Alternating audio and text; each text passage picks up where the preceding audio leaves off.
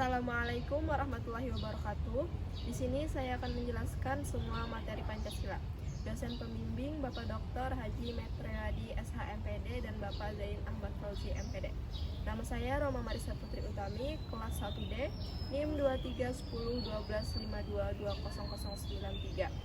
Saat ini saya sedang berada di wilayah ULM. Materi 1. Pancasila dalam sejarah perjuangan bangsa. Pancasila adalah dasar negara yang tertuang dalam 5 dasar. Pancasila adalah dasar negara dan ideologi negara yang menjadi landasan dalam pembangunan dan kehidupan berbangsa dan bernegara. Dalam bahasa Sanskerta, Panca berarti 5 dan Sila berarti prinsip atau asas. Menurut Insinyur Soekarno, Pancasila bukan hanya sekedar dasar negara, tetapi juga sebagai panduan moral yang menjadi pedoman dalam kehidupan berbangsa dan bernegara. Menurut Muhammad Yamin, Pancasila adalah cerminan dari semangat perjuangan kemerdekaan yang harus dijaga dan diperjuangkan oleh seluruh rakyat Indonesia.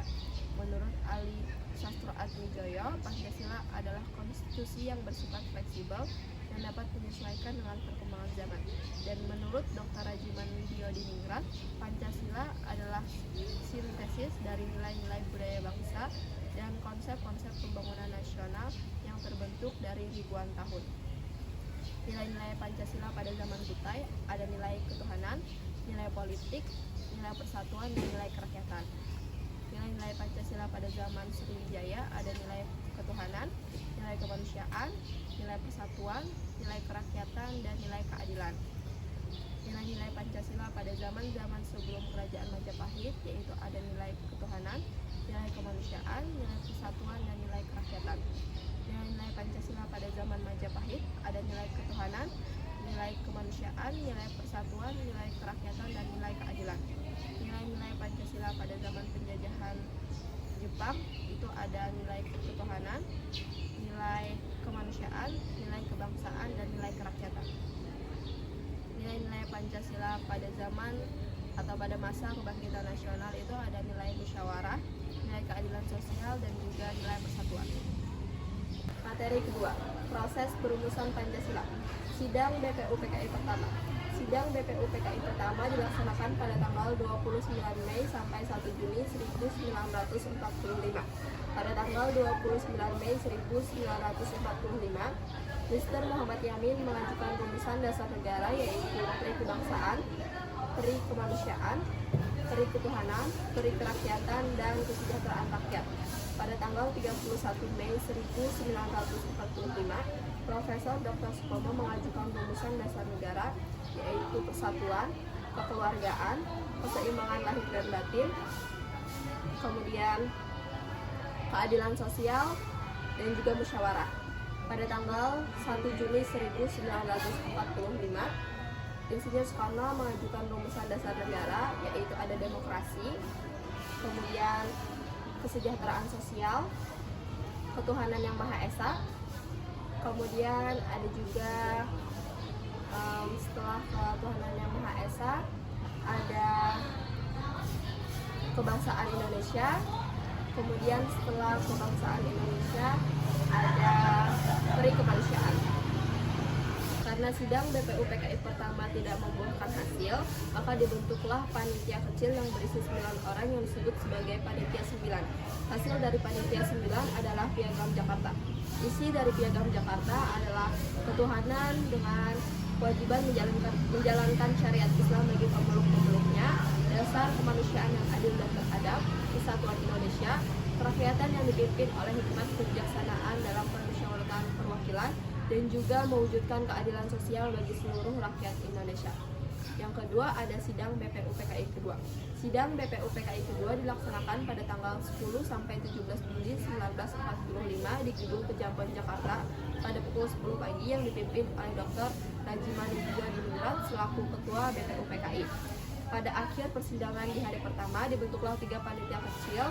Pertama untuk merancang undang-undang, yang kedua untuk mempelajari hal pembelaan tanah air, yang ketiga untuk mempelajari hal perekonomian dan keuangan. Setelah itu, sidang BPUPKI kedua ini membahas mengenai rancangan undang-undang, susunan pemerintahan, dan juga bentuk negara, apakah unitarisme atau federalisme. Proklamasi Kemerdekaan dan Sidang PPKI. Proklamasi Kemerdekaan dilaksanakan pada tanggal 17 Agustus 1945. Sidang PPKI pertama dilaksanakan pada tanggal 18 Agustus, sidang PPKI kedua dilaksanakan pada tanggal 19 Agustus, sidang PPKI ketiga dilaksanakan pada tanggal 20 Agustus, dan sidang PPKI keempat dilaksanakan pada tanggal 22 Agustus. Pancasila setelah proklamasi kemerdekaan. Pancasila setelah proklamasi. Pancasila setelah proklamasi mengalami banyak keterpurukan karena para penjajah ingin menguasai kembali Indonesia. Pancasila setelah masa reformasi.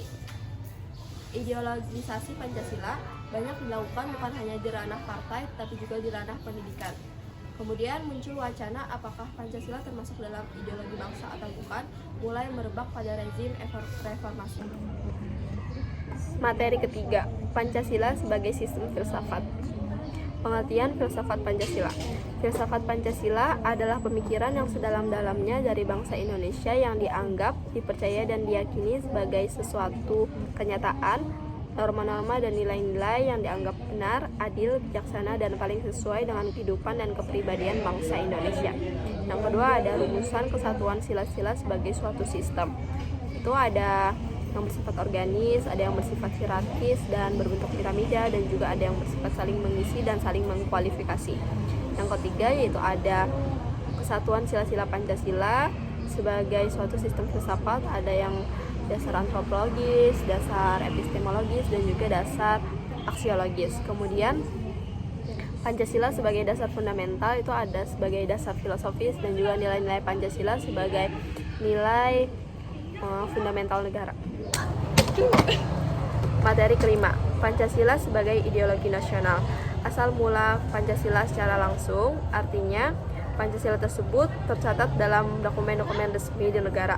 Sedangkan asal mula Pancasila secara tidak langsung, artinya Pancasila tersebut sudah ada sebelum adanya proklamasi kemerdekaan dan juga berasal dari kehidupan atau kepribadian bangsa Indonesia sendiri. Pancasila sebagai pandangan hidup bangsa, artinya Pancasila dijadikan sebagai norma dalam bertindak dan bersikap dalam kehidupan sehari-hari. Pancasila sebagai dasar negara, artinya Pancasila dijadikan sebagai patokan dalam penyelenggaraan kewarganegaraan. Sedangkan Pancasila sebagai dasar negara, artinya Pancasila tersebut berasal atau diambil dari pandangan dan kepribadian bangsa Indonesia, sehingga Pancasila tersebut disebut sebagai kausa materialis. Ideologi partikulat dan ideologi komprehensif. Ideologi partikulat adalah serangkaian pemikiran sistematis dan berkaitan erat dengan kepentingan suatu kelompok sosial. Sedangkan ideologi komprehensif adalah ideologi yang menyeluruh kepada semua aspek kehidupan. Hubungan antara filsafat dan ideologi. Hubungan antara filsafat dan ideologi adalah sangat berhubungan karena filsafat telah menjelma menjadi ideologi. Makna ideologi bagi bangsa dan negara. Ideologi Pancasila adalah suatu pandangan hidup atau sistem nilai dasar yang menjadi landasan bagi negara dan seluruh bangsa Indonesia. Pancasila sebagai ideologi yang reformatif, dinamis, dan terbuka, yaitu bersifat aktual dinamis, antisipatis, dan elastis, mampu menanggapi perubahan sesuai perkembangan zaman, kemudian mengekspresikan nilai-nilai dasar secara lebih konkret. Konsep kesatuan bangsa Indonesia meliputi kesatuan wilayah dan sosial. Paham kebangsaan merupakan pandangan, perasaan, wawasan, sikap, dan perilaku suatu bangsa yang terjalin karena persamaan sejarah. Teori integralistik menjelaskan tentang hubungan antara masyarakat dengan penguasa negara. Negara Pancasila adalah negara kebangsaan, yaitu negara ketuhanan, berkemanusiaan, persatuan Indonesia, hikmat kebijaksanaan, dan keadilan sosial. Materi 7, memahami Pancasila dalam konteks ketatanegaraan. Memahami Pancasila sebagai konteks pemerintahan Indonesia adalah negara demokrasi yang berdasarkan atas hukum. Oleh karena itu, dalam segala aspek pelaksanaan dan penyelenggaraan negara diatur dalam sistem peraturan perundang-undangan. Hal inilah yang dimaksud dengan pengertian Pancasila sebagai konteks ketatanegaraan. Sistem ketatanegaraan Republik Indonesia berdasarkan Pancasila dan Undang-Undang Dasar 1945, sistem konstitusi hukum dasar Republik Indonesia selain tersusun dalam hukum dasar yang tertulis, yaitu Undang-Undang Dasar 1945, juga mengakui hukum dasar bahwa kaidah-kaidah hukum ketatanegaraan terdapat juga pada berbagai peraturan ketatanegaraan lainnya seperti dalam TAP MPR, Buku dan Perpu dan sebagainya. Pengertian Undang-Undang Dasar 1945 adalah konstitusi dan sumber hukum tertinggi yang berlaku di negara Republik Indonesia. Pada dasarnya, konstitusi menyangkut cara suatu pemerintahan diselenggarakan. Pancasila sebagai sumber hukum negara Indonesia. Sebagai dasar negara Pancasila merupakan asas konkret yang disebut sebagai dasar filsafat Pancasila merupakan sumber nilai dan sumber norma dalam setiap aspek penyelenggaraan negara, termasuk sebagai sumber tertib hukum di negara Republik Indonesia. Oleh karena itu, Pancasila merupakan sumber hukum dasar negara baik yang tertulis, yaitu Undang-Undang Dasar, maupun hukum dasar tidak tertulis. Prinsip-prinsip yang harus diikuti sebagai pedoman dalam mengambil pilihan hukum struktur pemerintahan menurut Undang-Undang Dasar 1945. Sistem pemerintahan Indonesia adalah Republik Presidensial. Penjelasan mengenai sistem pemerintahan Indonesia telah diatur dalam pasal-pasal Undang-Undang 1945 dalam pasal 1 ayat 1. Materi 8. Konstitusi dan Undang-Undang Negara Republik Indonesia.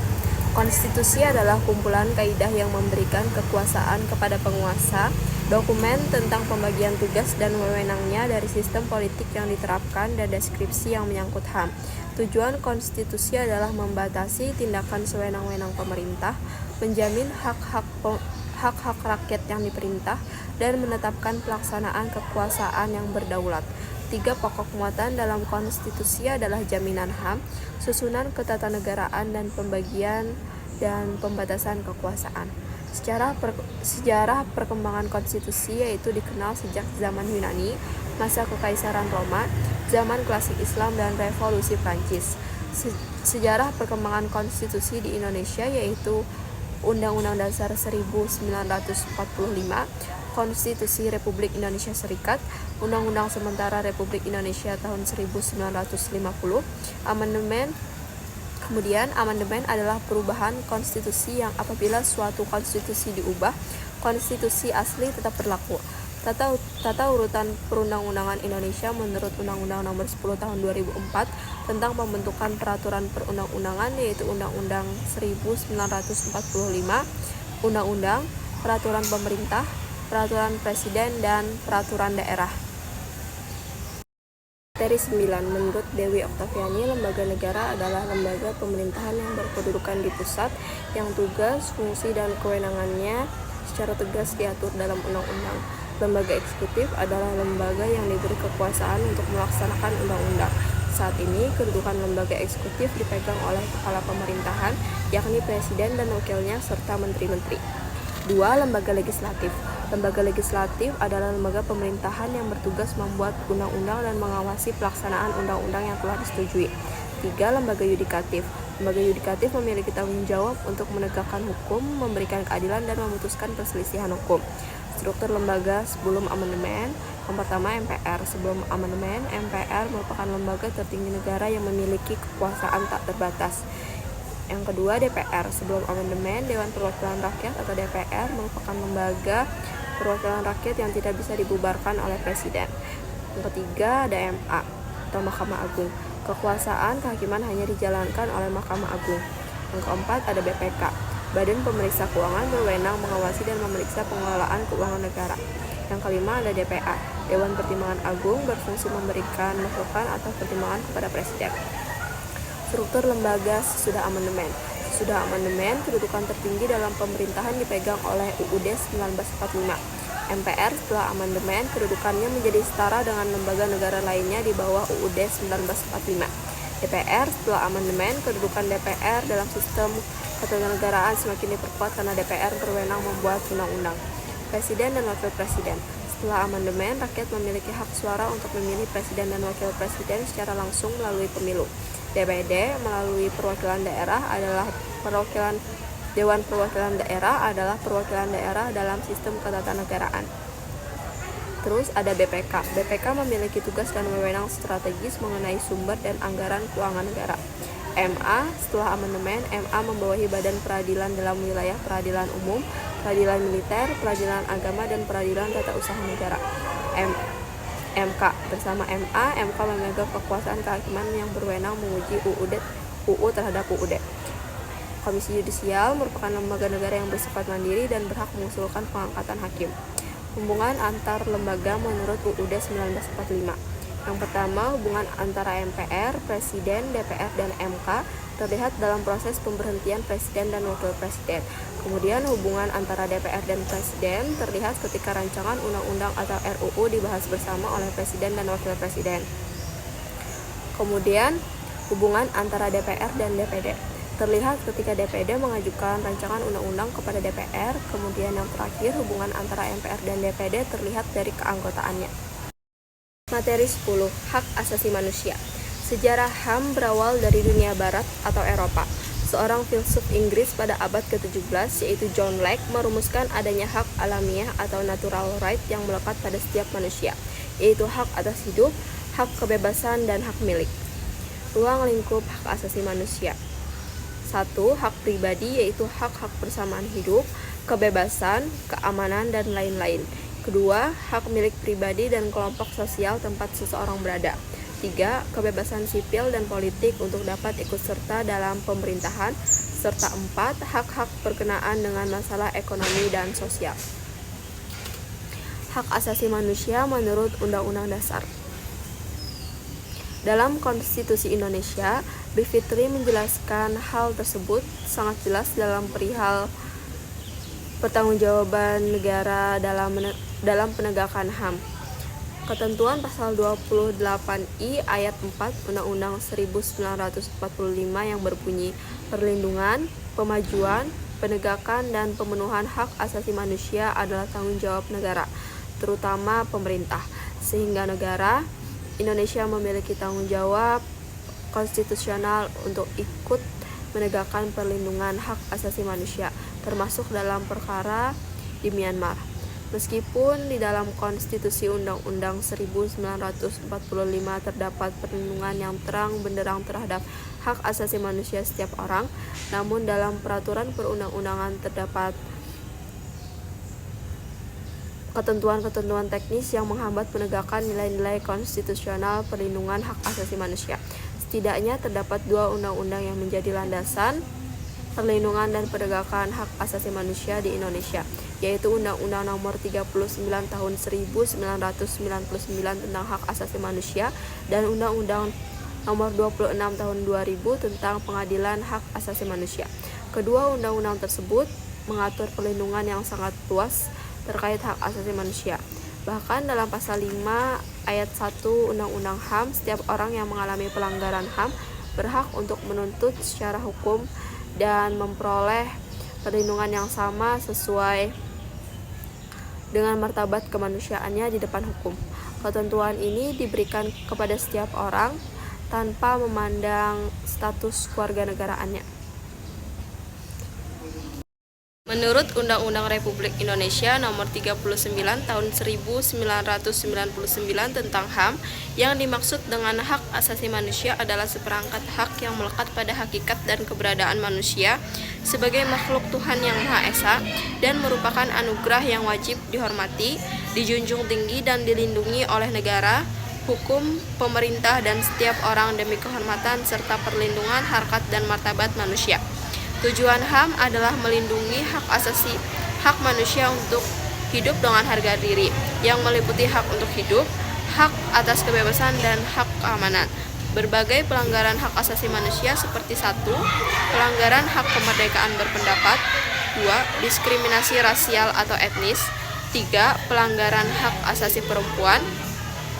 Kemudian 4. Penahanan sewenang-wenang. 5. Tortur. 6. Hak atas privasi dan pemantauan massa. 7. Pengusiran paksa dan pelanggaran hak tanah. 8. Hak pekerja dan hak buruh. 9. Pelanggaran hak sipil dan politik. 10. Diskriminasi terhadap minoritas agama dan etnis. Materi 11. Aktualisasi Pancasila. Pancasila sebagai paradigma kehidupan bermasyarakat, berbangsa, dan bernegara. Pengertian paradigma adalah sesuatu asumsi atau asumsi dasar dan asumsi-asumsi teoritis yang umum atau merupakan suatu sumber nilai sehingga merupakan suatu sumber hukum-hukum, metode, serta penerapan dalam ilmu pengetahuan sehingga sangat menentukan sifat, ciri, serta karakter ilmu pengetahuan itu sendiri. Pancasila sebagai paradigma pembangunan. Secara filosofis, hakikat kedudukan Pancasila sebagai paradigma pembangunan nasional mengandung suatu konsekuensi bahwa dalam segala aspek pembangunan nasional kita harus berdasarkan pada hakikatnya, nilai-nilai sila-sila Pancasila. Oleh karena itu, nilai sila-sila Pancasila mendasarkan diri pada pokok sila-sila Pancasila sekaligus sebagai pendukung pokok negara. Pancasila sebagai paradigma pengembangan iptek. Atas dasar kreativitas akalnya, manusia mengembangkan ilmu pengetahuan dan teknologi dalam rangka untuk mengolah kekayaan alam yang disediakan oleh Tuhan Yang Maha Esa. Oleh karena itu, tujuan esensial dari iptek adalah demi kesejahteraan umat manusia. Dalam masalah ini, Pancasila telah memberikan dasar nilai-nilai bagi pengembangan iptek demi kesejahteraan hidup manusia. Pancasila sebagai paradigma pembangunan Polek Sosbudhan. Bidang politik. Kehidupan politik negara harus benar-benar untuk merealisasikan tujuan demi harkat dan martabat manusia. Dalam sistem politik, negara harus berdasarkan pada tuntutan hak-hak asasi manusia. Hal ini sebagai perwujudan hak atas martabat kemanusiaan, sehingga sistem politik negara harus mampu menciptakan sistem yang menjamin atas hak-hak tersebut. Bidang ekonomi.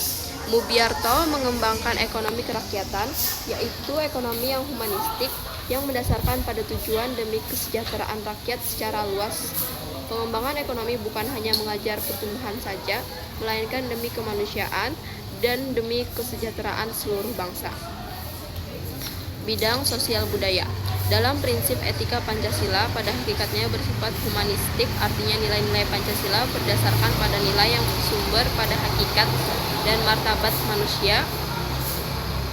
Sebagai makhluk yang berbudaya, terdapat rumusan dalam sila kedua Pancasila, yaitu kemanusiaan yang adil dan beradab. Bidang Hankam. Pertahanan dan keamanan negara harus berdasarkan pada tujuan demi terjaminnya harkat dan martabat manusia, terutama secara rinci terjaminnya hak-hak asasi manusia.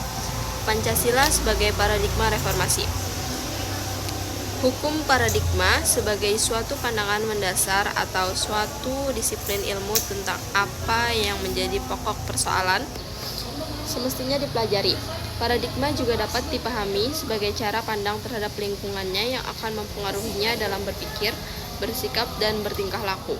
Cara pandangnya yang bersifat internal dan eksternal tersebut, dengan demikian, pemahaman Pancasila menghadapi segala aspek dan berbagai permasalahan hukum dalam kehidupan bermasyarakat, berbangsa, serta juga bernegara. Pancasila sebagai paradigma reformasi.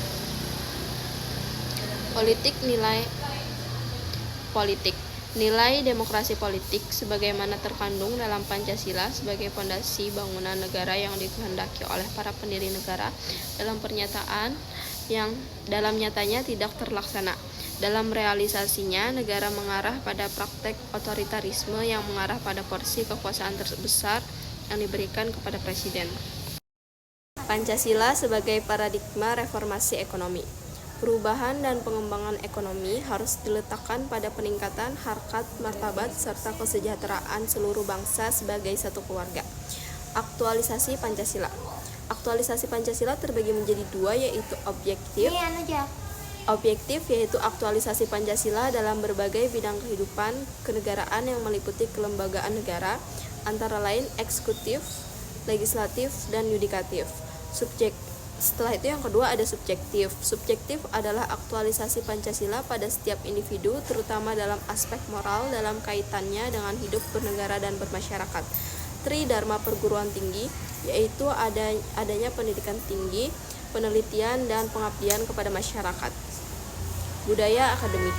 Budaya akademik meliputi kritis, kreatif, objektif, analitis, konstruktif, dinamis, biologis, menerima kritik, menghargai prestasi ilmiah atau akademik, bebas dari prasangka, menghargai waktu, memiliki dan menjunjung tinggi nilai tradisi ilmiah, serta berorientasi ke masa depan dan kesejawatan atau kemitraan. Kampus sebagai kekuatan moral pengembangan hak asasi manusia dalam penegakan hak asasi manusia melalui Undang-Undang Dasar. Mahasiswa sebagai kekuatan moral harus bersifat objektif dan benar-benar berdasarkan kebenaran moral demi harkat dan martabat manusia, bukan karena kepentingan politik, terutama kepentingan kekuatan politik dan konspirasi kekuatan internasional yang ingin menghancurkan bangsa Indonesia. Baik, saya sudah menjelaskan materi yang pertama sampai materi yang terakhir. Kemudian saya akan menjelaskan manfaat dari belajar Pancasila. Pancasila membantu mahasiswa atau mahasiswi untuk memahami nilai-nilai dasar negara dan filosofi hidup, serta membantu mereka untuk memahami pentingnya kemampuan berpikir kritis dan berkarakter dalam kehidupan sehari-hari. Terima kasih. Wassalamualaikum warahmatullahi wabarakatuh.